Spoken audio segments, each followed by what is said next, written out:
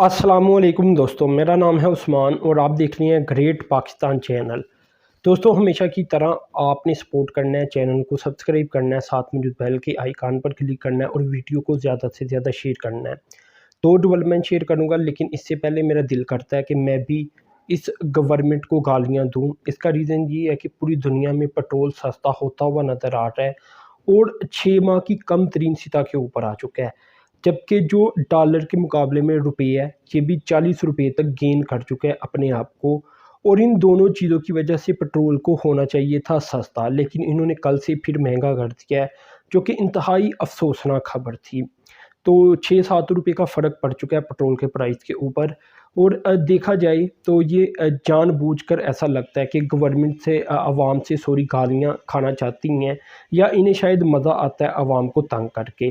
क्योंकि देखें ना कि अगर WTI पेट्रोल प्राइस की क्रूड की बात की जाए तो ये 88 के ऊपर गालबन आ चुका है, और जो ब्रेंट क्रूड ऑयल है वो गालबन इस वक्त कोई 93 के ऊपर आ चुका है, और ये 6 माह की कम तरीन सतह के ऊपर पेट्रोल इस वक्त मौजूद है।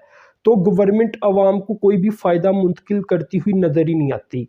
यानी इसका साफ साफ मतलब ये है कि अब ये चाहती हैं कि शायद इनकी कभी भी गवर्नमेंट ना आए, या कम अज़ कम आवाम इन्हें वोट ना दे। शायद एक कोई तीसरी कुव्वत के ऊपर ये बैठे हुए हैं कि वही लोग इन्हें जिता दें, जो इतनी सलाहियत रखती हैं या इतनी ताकत रखती हैं। क्योंकि अवाम के फ़ायदे के लिए तो ये काम ही नहीं कर रहे। अभी तक जो बाकी चीज़ें हैं, देखिए डॉलर इतना सस्ता हो चुका है, जो बाकी चीज़ें हैं खाने पीने की वो भी सस्ती नहीं अभी तक हुई। अगर डॉलर 30-40 रुपये नीचे आया है तो पर डॉलर का आप देखें इतना फ़र्क पड़ा है। तो टोटल किसी भी एक चीज़ की वैल्यू ज़ाहिर सी बात है $1 तो होती नहीं है, उसकी प्राइस तो ज़्यादा होती है। तो फ़र्क तो हर चीज़ के ऊपर पड़ना चाहिए था, लेकिन अभी कहीं से भी कोई खबर नहीं आ रही कि महंगाई में कमी आई हो, जबकि डॉलर सस्ता होता चला जा रहा है। तो दिल तो ऐसा ही कर रहा है कि इस गवर्नमेंट को गालियाँ दी जाएँ, क्योंकि ये इसी काबिल नज़र आ रही हैं। खैर, टॉपिक की तरफ आता हूँ। डेवलपमेंट शेयर करनी चाहिए जो कि मैं आपसे करूँगा।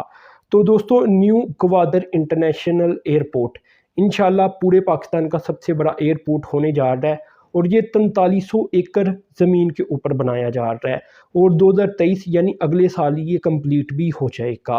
तो तेज़ी के साथ इस एयरपोर्ट के ऊपर काम जारी है। तो यहाँ दोस्तों जदीद तरीन कम्युनिकेशन सिस्टम को इंस्टॉल किया जाएगा, और ये कोई एक चाइनीज़ कंपनी है, हेटेरा या हेटरा, जो भी इसे पढ़ना चाहे आप पढ़ सकती हैं, HYTERA। तो मैंने इसे प्रोनाउंस कर दिया। ये एक लीडिंग ग्लोबल प्रोवाइडर है जो कि कम्युनिकेशन टेक्नोलॉजीज़ और सॉल्यूशन को प्रोवाइड करती हैं मुख्तलिफ एयरपोर्ट के अंदर। तो इसी का सिस्टम इंस्टॉल किया जाएगा न्यू ग्वादर इंटरनेशनल एयरपोर्ट के अंदर भी। ये एयरपोर्ट हमें पता है कि चाइना की ग्रांट के साथ बनाया जा रहा है, और सही CPEC का ये सबसे अहम तरीन प्रोजेक्ट होगा। यहाँ दोस्तों मैं आपको ये भी बता दूँ कि ओवरऑल अगर जो हेटरा कंपनी प्रोवाइड करेगी उसमें कुछ सिस्टम और डिवाइसेस होंगी, जैसा कि एक डिवाइस का नाम है 1DIP-R5 compact tetra base station. इसके अलावा स्मार्ट वन डिस्पैच सिस्टम, इसके अलावा मल्टीपल पोर्टेबल रेडियोज़, इसके अलावा मोबाइल रेडियोज़ और रिपीटर्स। तो ये सारा कुछ जो फ्राहम करने वाली कंपनी होगी, ये यही हेटरा नामी कंपनी होगी।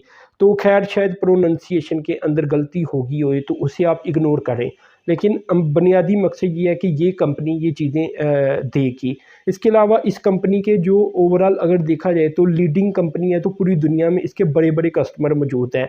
जैसा कि दोस्तों इसमें अगर देखा जाए तो कतर एयरवेज़ इसी कंपनी से टेक्नोलॉजी की चीज़ें लेती है कम्युनिकेशन के लिहाज से। इसके अलावा PMIA airport, Hong Kong airport, Veena airport, Charles de Gaulle airport, इसके अलावा हेलसिंकी एयरपोर्ट। तो ये दुनिया के कुछ फेमस एयरपोर्ट भी हैं जो कि इसी कंपनी से कम्युनिकेशन टेक्नोलॉजीज़ की प्रोडक्ट और डिवाइसेस को लेती हैं अपने एयरपोर्ट के लिए। अब खैर दोस्तों, दूसरी डेवलपमेंट की तरफ चलता हूँ। अच्छा दोस्तों, ये डेवलपमेंट भी अच्छी है, जिससे पाकिस्तान के जो रिज़र्व हैं डॉलर के, इनके ऊपर बोझ कम पड़ेगा और पाकिस्तान की मुश्किलात आसान होंगी। और वो ये है कि पाकिस्तान का जो इम्पोर्ट है चाइना से, ये बहुत ज़्यादा है। तो इसमें 15% कमी आई है सिर्फ जुलाई के माह के अंदर। जितनी इंपोर्ट कम होगी उतना ही पाकिस्तान की इकानमी स्टेबल होगी, ये बात आप याद रखें। तो यहाँ दोस्तों अगर देखा जाए तो जुलाई 2022 में 1.3 अरब डॉलर की इंपोर्ट की गई है चाइना से, जबकि पिछली बार ये 1.5 अरब डॉलर तक थी। तो यानी 15% कहा जा सकता है कि कम की गई है। ओवरऑल अगर जुलाई की बात की जाए पूरी दुनिया से पाकिस्तान ने जो इंपोर्ट किया, ये दोस्तों 4.8 अरब डॉलर की आइटम इंपोर्ट की, जबकि इससे पिछली बार जुलाई के अंदर टोटल 5.5 अरब डॉलर की थी। यानी यहाँ भी 12% से ज़ायद तकरीबन 13% तक का फ़र्क पड़ गया है। तो अच्छी बात है टोटल, लेकिन ये बात याद रखिए कि एक्सपोर्ट के अंदर भी कमी आई है, जो कि फिर अच्छी बात नहीं रहती। यानी एक्सपोर्ट बढ़नी चाहिए थी, इंपोर्ट कम होनी चाहिए थी। यहाँ पाकिस्तान का मसला क्या है कि रॉ मटेरियल आता है बाहर से, तो जब इंपोर्ट कम होती है तो एक्सपोर्ट भी कम हो जाती है। तो जब तक रॉ मटेरियल पाकिस्तान का नहीं इस्तेमाल होगा तब तक जो एक्सपोर्ट और इंपोर्ट आपस में जिस तरह कम और ज़्यादा होती है, ये तल्लुक बरकरार रहेगा। तल्लुक तभी टूटेगा कि इंपोर्ट नीचे आ रही है, एक्सपोर्ट ऊपर जा रही है, जब रॉ मटेरियल पाकिस्तान के अंदर ही पैदा होगा। खैर एक्सपोर्ट की बात कर लेता हूँ, तो चाइना को जो पाकिस्तान ने एक्सपोर्ट की है ये 125.4 मिलियन डॉलर की है, जो कि कम है, ठीक है ना। ये कोई 36% बताई जाती है, कम है पिछली जुलाई की निस्बत। इसी तरह टोटल अगर डेस्टिनेशन को देखा जाए पूरी दुनिया को जो पाकिस्तान ने एक्सपोर्ट की है जुलाई में, ये 2.21 अरब डॉलर की है, जबकि इसके पिछले साल कोई 2.3 अरब डॉलर की थी। यानी देखा जाए तो एक्सपोर्ट में भी थोड़ी बहुत कमी आ चुकी है। तो एक्सपोर्ट असल में बढ़नी चाहिए, इंपोर्ट कम होनी चाहिए। तो ये एक अच्छी डेवलपमेंट थी, साथ में इसका एक नेगेटिव इम्पैक्ट जो पड़ा वो भी मैंने आपसे शेयर किया। तो अपने चैनल को सब्सक्राइब करना है, साथ में जो बेल के आइकॉन पर क्लिक करना है। अब तक के लिए इतना ही था। अल्लाह हाफिज़।